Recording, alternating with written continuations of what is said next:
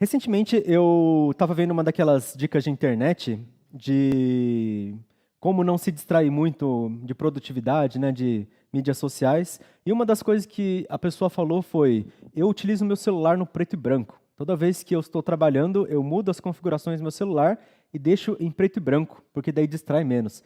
Eu falei: nossa, mas dá tanto trabalho, né? Eu estava tentando encontrar com o DAIS que onde que ficava essa configuração, é muito difícil. Mas como a pessoa que falou isso era daquelas pessoas da tecnologia, ele mudava clicando um botãozinho lá, colocou um atalho. Mas eu achei interessante, colocar o celular no preto e branco. A imagem é a mesma, o conteúdo é o mesmo, mas faz muita diferença. Eu experimentei assistir YouTube no preto e branco, eu assisti 3 segundos.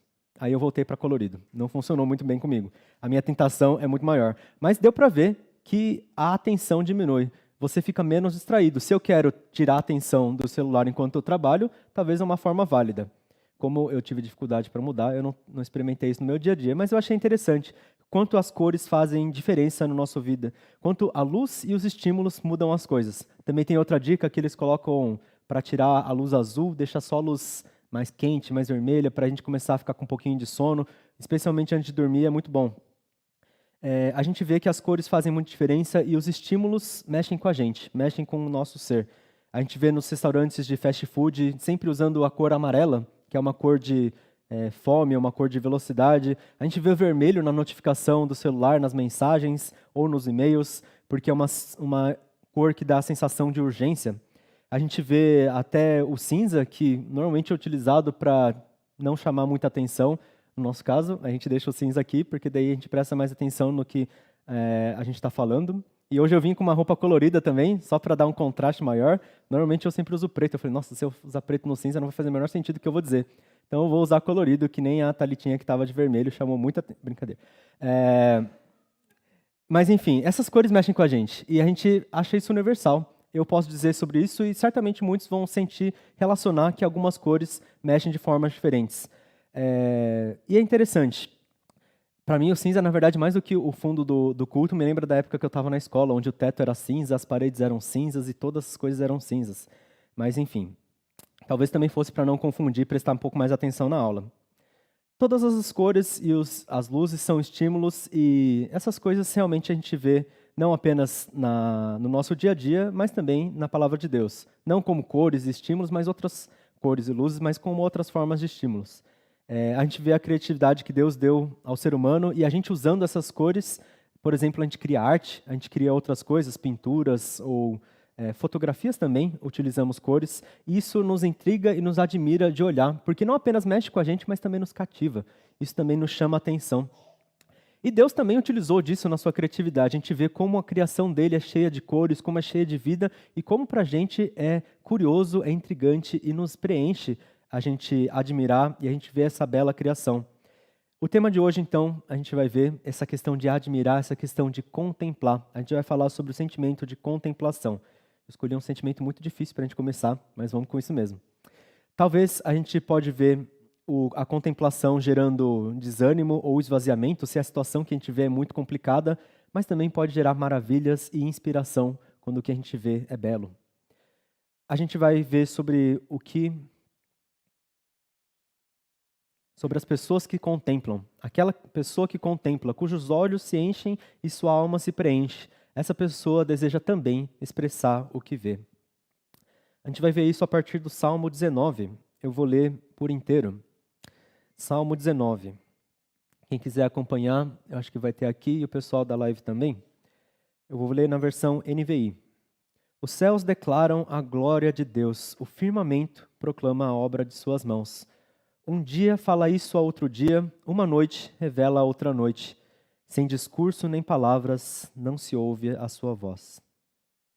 Mas a sua voz ressoa por toda a terra e as suas palavras até o confins do mundo. Nos céus ele armou uma tenda para o sol, que é como um noivo que sai do seu aposento e se lança em sua carreira com a alegria de um herói. Sai de uma extremidade dos céus e faz seu trajeto até outra, nada escapa do seu calor. A lei do Senhor é perfeita e revigora a alma. Os testemunhos do Senhor são dignos de confiança e tornam sábios os inexperientes. Os preceitos do Senhor são justos e dão alegria ao coração. Os mandamentos do Senhor são límpidos e trazem luz aos olhos. O temor do Senhor é puro e dura para sempre. As ordenanças do Senhor são verdadeiras, todas elas são justas. São mais desejáveis do que o ouro, do que muito ouro puro. São mais doces do que o mel, do que as gotas do favo. Por elas o teu servo é advertido e há grande recompensa em obedecer-lhes. Quem pode discernir os próprios erros? Absolve-me dos que desconheço. Também guarda o teu servo dos pecados intencionais, que eles não me dominem.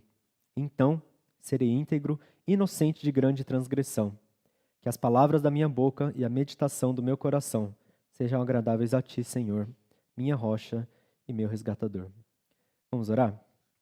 Senhor Deus, muito obrigado pela tua revelação. Obrigado porque a gente pode ver tão bela a expressão de quem o Senhor é, de como o Senhor se expressa. Que a gente possa meditar nessa manhã na tua palavra e do Senhor receber a sua mensagem. Que a gente possa ter um tempo de edificação que também trabalha na nossa adoração. Que o Senhor seja presente com toda a tua beleza nesse meio. Em nome de Jesus nós oramos e te agradecemos. Amém. Amém. Esse versículo 14 é um dos meus versículos tema. Eu chamo de tema porque é difícil dizer preferido, quando a Bíblia está cheia de coisas tão incríveis que mexem com a gente. Mas eu chamei de tema porque realmente é um versículo que eu carrego ao longo da minha vida. Porque eu sou uma pessoa que fala e uma pessoa que pensa, essas são a minha vocação, especialmente pensar e falar. Eu gosto de comunicar, mas mais ainda, eu gosto de pensar. Só que se eu só pensar sozinho não serve para muita coisa. Eu achei incrível, porque fala das palavras da minha boca e da meditação do meu coração. Não da minha mente, mas do meu coração, que não gera apenas lógica, mas gera também um sentimento prático da minha vida. Eu desejo que seja agradável ao Senhor, Senhor que é minha rocha, minha sustentação, Senhor que é o meu resgatador, aquele que me trouxe de volta para Ele. É um versículo muito bonito, assim como todo esse salmo. E é muito interessante que um texto tão antigo foi escrito pelo rei Davi, e Davi, que na sua vida viu tanta dor, tanta luta, tanto sangue, consegue declarar e dizer coisas tão bonitas. É porque, além de ele ver tudo isso, mais beleza ele via numa vida com o Senhor. Mas o salmo começa do seguinte, eu vou ler de novo os primeiros 2 versículos. Os céus declaram a glória de Deus. O firmamento proclama a obra das suas mãos. Um dia fala isso a outro dia, uma noite o revela a outra noite. Esse firmamento aqui, ele está se referindo aos céus mesmo, a toda a criação, a toda a parte que a gente não toca com as nossas mãos do mundo. É uma forma bem poetizada de dizer o céu, ou o que a gente vê no céu, as estrelas, o sol, a lua. E a gente vê lá no Salmo 150 que o Daisky leu agora no começo do culto. Aleluia, louvem a Deus no seu santuário, louvem-no em seu magnífico firmamento. É interessante que a gente louva a Deus no santuário, onde eles poderiam ir naquela época, né? Eles tinham um santuário, mas a gente não pode ir até o firmamento, a gente não pode ir até os mais altos céus. Agora, a nossa expressão pode ir muito além. A gente pode dizer com todas as palavras que a gente tiver, e às vezes sem mesmo palavras, a gente pode se expressar. A gente pode se expressar num local de adoração, e a gente pode se expressar num local de contemplação. A gente vê também esse texto nos fazendo referência à criação, lá em Gênesis 1, versículos 1 e 2. No princípio, Deus criou os céus e a terra. Era a terra sem forma e vazia, e as trevas cobriam a face do abismo. E o Espírito de Deus se movia sobre a face das águas. Nos céus a gente vê esse firmamento, a gente vê todas essas palavras apontando para a criação de Deus, que Ele dá ordem ao mundo de caos. Um dia só consegue falar outro dia e uma noite a outra noite, porque eles foram criados por Deus. A criação que esse salmo nos mostra é a mesma que a criação que Gênesis nos mostra. É a criação de Deus tendo cuidado sobre o mundo e não apenas cuidado, trazendo ordem em meio ao caos, trazendo luz em meio às trevas. Era a terra sem forma e vazia.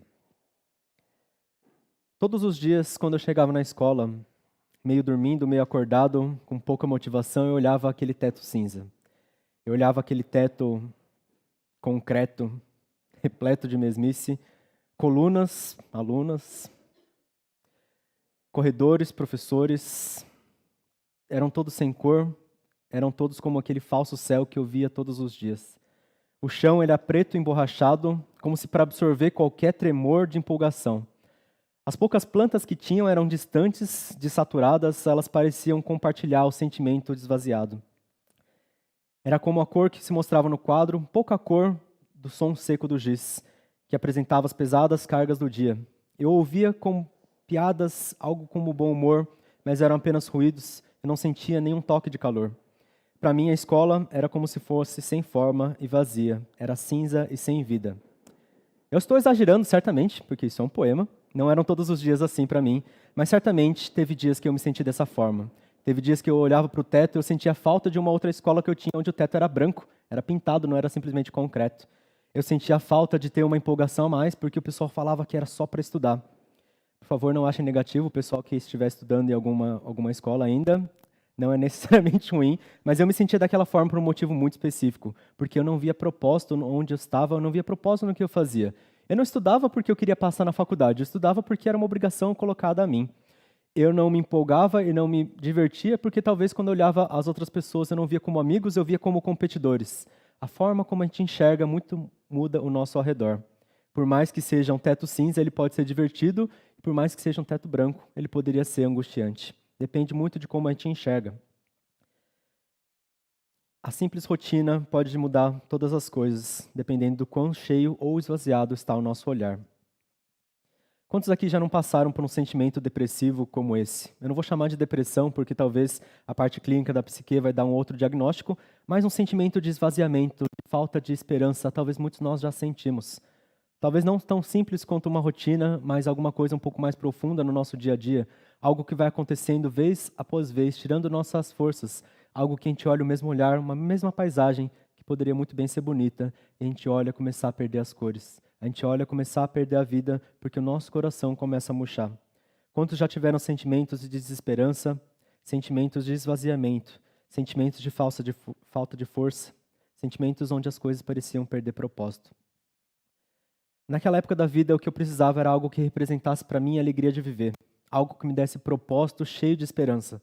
Para alguns da minha turma, talvez o propósito fosse passar no vestibular, fazer alguma grande coisa. Eu tinha uma colega de turma, não era tão próximo assim dela, que ela dizia que o sonho dela era salvar o Brasil. Eu não sei os termos que ela usava, mas isso foi o que eu memorizei. Ela queria salvar o Brasil e fora estudar nos Estados Unidos, virar política. E eu falei, nossa, virar política? Quem tem um sonho desses? E ela virou. Ela realmente estudou, virou super famosa, conheceu o presidente Obama nos Estados Unidos, daí veio aqui para o Brasil e tentou cumprir o sonho dela. Ela só conseguiu fazer aquilo porque ela tinha aquele propósito, porque tinha algo nos olhos dela que brilhava.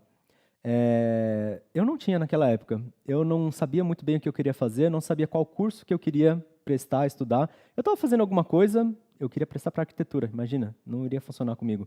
Depois eu decidi prestar para administração, também não iria funcionar comigo, até porque eu não passei nenhuma dessas duas coisas.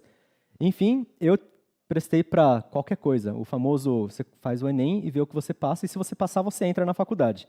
Desse jeito foi um pouco mais tranquilo, eu consegui passar em exatamente isso, qualquer coisa. Eu fui fazer engenharia, e engenharia não é pior ainda, né? Eu combinava muito mais com as outras do que isso, mas qualquer coisa é exatamente isso. A gente consegue o que a gente deseja. Se a gente não olha para lugar nenhum, é para lugar nenhum que a gente vai. Na época da vida que eu estava, era tudo vazio. É como o Salmo diz, a voz do Senhor ressoa até os confins da terra. Mas eu achava daquele jeito, a voz silenciosa, como ele disse no versículo anterior. Como pode uma voz silenciosa ressoar até os fins da terra, eu pensava? Como pode nada escapar do seu calor se eu estou sentindo frio? Como pode a gente, enquanto desesperançosos, ver alguma coisa que vem de Deus?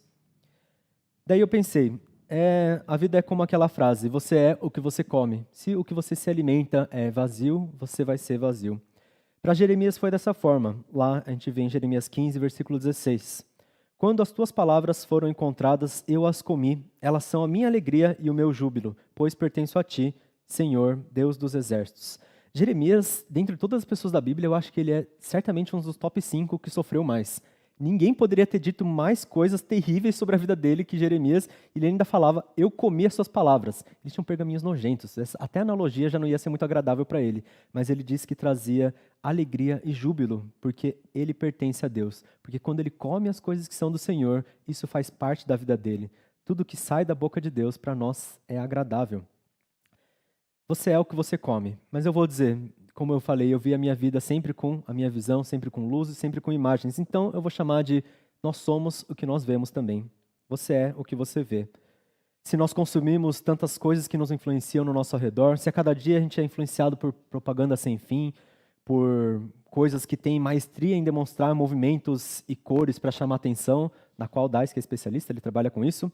Mas a gente pode muito bem ser distraído por essas coisas, a gente pode ser distraído por ideias que são discretas. Cada imagem, cada mensagem, cada TikTok, cada conversa, cada post do Facebook. Não que necessariamente essas coisas sejam ruins, mas se elas forem as coisas que a gente consome em primeiro lugar nas nossas vidas, independente do que sejam, é o que a gente vai se tornar. Se coisas boas, boas, se coisas ruins, ruins. Por estatística, a maior parte das coisas na internet não é muito boa. Mas certamente a gente pode procurar coisas legais. Um autor disse o seguinte, de um livro não é tão famoso, é o livro que inspirou o filme do Matrix, que é muito famoso. O nome do autor é... Espera um pouquinho que o francês vai chegar. Jean Baudrillard. Né? Ele disse no livro dele... eu estou tentando, né? Não deu muito certo. O livro dele era Simulacra e Simulation. Simulação e simulada.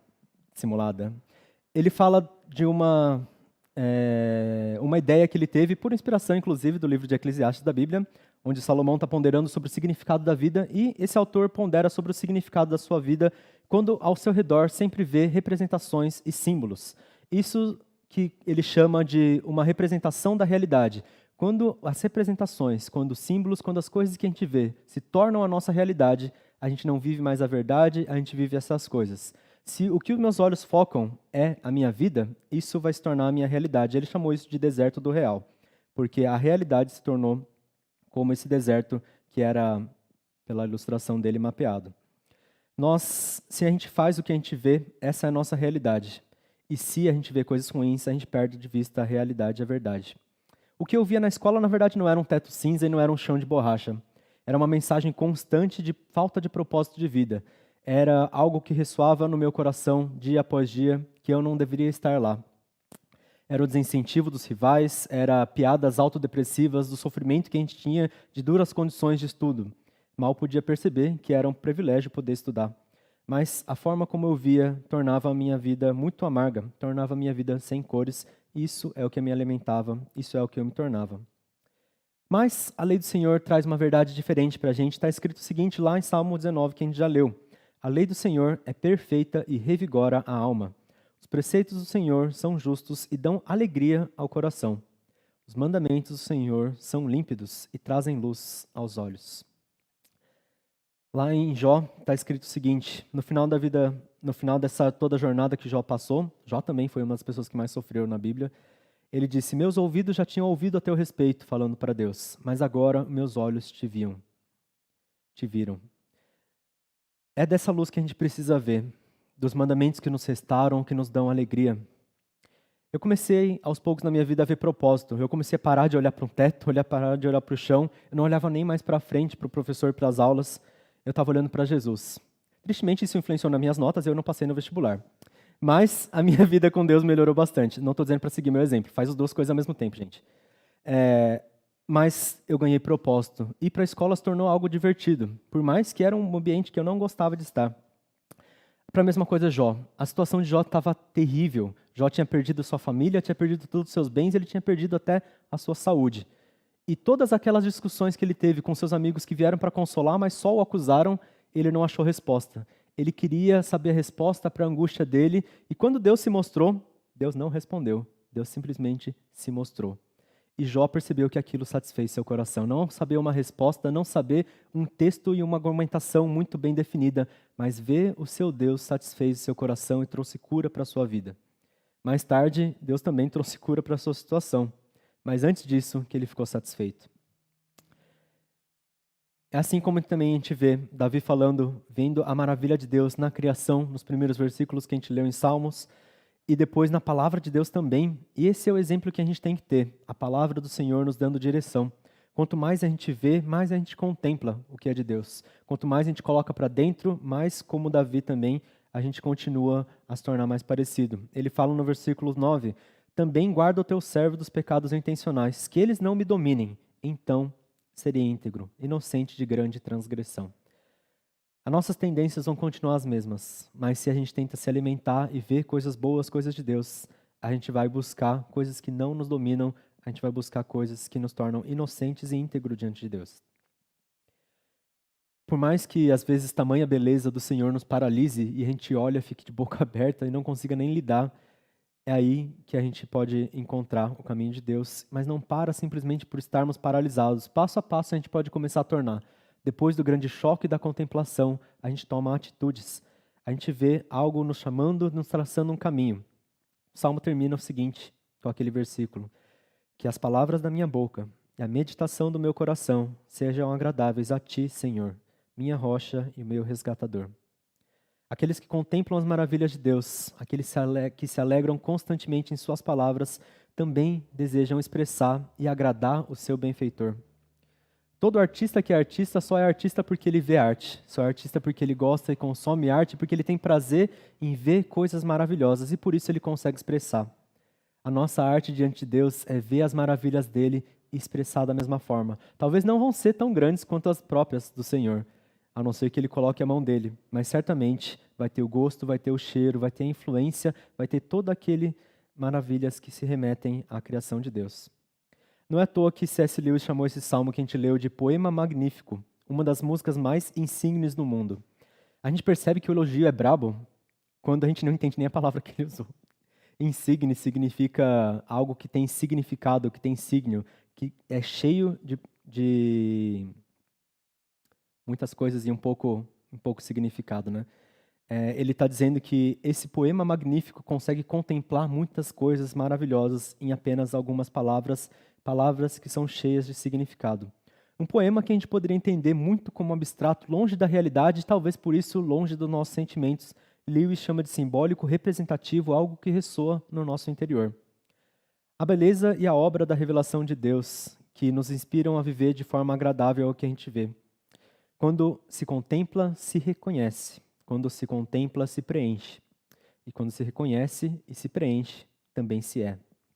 A gente só nos torna o que a gente é quando a gente contempla, quando a gente contempla e quando a gente contempla. Aqueles que contemplam a criação e na palavra têm sua alma revigorada, seus olhos iluminados, desejam ser agradáveis em retorno, agradáveis ao Senhor. Não é como aquelas representações falsas que substituem a realidade, coisas que a gente vê às vezes como mera propaganda. Sejam propaganda de coisas físicas ou seja propaganda de ideias que fazem a gente imaginar coisas que não são reais. A glória real e manifesta de Deus, essa é a verdade. Se você tem vivido uma vida cinza, uma vida desesperançosa, e se cada passo tem sido difícil para encontrar forças, volte os seus olhos para Deus. Ele se revela nas suas obras, nas suas palavras. Medite cada dia naquele que te traz alegria. Se você não conhece a Cristo, se tem alguém que tem ouvido, que ainda não viu a verdade daquele que é a própria imagem de Deus, eu te convido a abrir os seus olhos para essa realidade cheia de cores, cheia de luz, cheia de cura, cheia de amor. Creia e ore em nome de Jesus. Confesse Jesus Cristo. Está escrito lá em Salmo 36, versículo 9. Pois em ti está a fonte da vida. Graças à tua luz, vemos a luz. É apenas na luz do Senhor que nós podemos ver. É apenas por causa da luz do Senhor que nós podemos contemplar. Então fica aí esse convite. Convite para que a gente possa falar como Davi falou. Que as palavras da nossa boca, a meditação do nosso coração sejam agradáveis a Deus. Sejam agradáveis porque a gente se alimenta a cada dia, porque a gente vê constantemente, busca na palavra dele, busca na criação, busca na comunhão com nossos irmãos, a beleza do nosso Senhor. Vamos orar? Senhor Deus, só o Senhor é Deus. Só o Senhor é aquele que sonda nossos corações e nos mostra dentro de nós áreas que nós precisamos reajustar, áreas que nós não percebemos muitas vezes de tão discreto que são esse esvaziamento, que falta a vida. Que o Senhor possa nos encher a cada dia. E pela Tua graça nós possamos também caminhar, também sermos incentivados, cheios da Tua motivação, de ver e de nos alimentarmos cada dia mais da Tua beleza, da Tua majestade. Que a gente possa entender que o Senhor não é apenas um rei de longe, mas um rei que se revela, um Deus que se expressa em nossas vidas. Que nós possamos ver, sermos cheios de Ti, ganharmos significado para prosseguir nossos dias. E não apenas sermos cheios, não apenas temos nossos corações com alegria, mas também expressar diante do Senhor. Expressar na nossa adoração, expressar nos nossos louvores, expressar em palavras cheias de beleza. Palavras que muitas vezes a gente não encontra. Que a gente possa também expressar no nosso proclamar, no nosso compartilhar dessa boa notícia que o Senhor nos traz. Que que o Senhor possa mostrar em nossas vidas, cheias do Senhor, que nós também podemos fazer obras maravilhosas, não porque nossas mãos têm essa capacidade, mas porque o Teu pincel vive em nossas vidas. Que o Senhor possa demonstrar Deus em nossas vidas, que o Senhor possa demonstrar a Tua luz em cada um dos nossos passos. Por favor, se conosco para que a gente possa se consagrar, para que a gente possa ter uma adoração digna do Senhor. Nós pedimos não apenas nosso individual, mas também nossa vida comunitária, nossa vida como igreja, nossa vida como aqueles que querem proclamar o Teu nome. Que o Senhor também possa mostrar a Tua luz nesse mundo tão cinza que precisa da Tua vida. Nesse mundo cheio de notícias que às vezes são angustiantes, notícias cheias de tristeza, notícias cheias de dor, cheias de morte, cheias de angústia, cheias de conflito. Que o Senhor possa se mostrar Deus e trazer salvação nesse mundo que precisa do Senhor. Nós oramos com fé que o Senhor é Deus, que o Senhor continua se revelando, e nós oramos com gratidão ao nosso Senhor Jesus Cristo. Amém.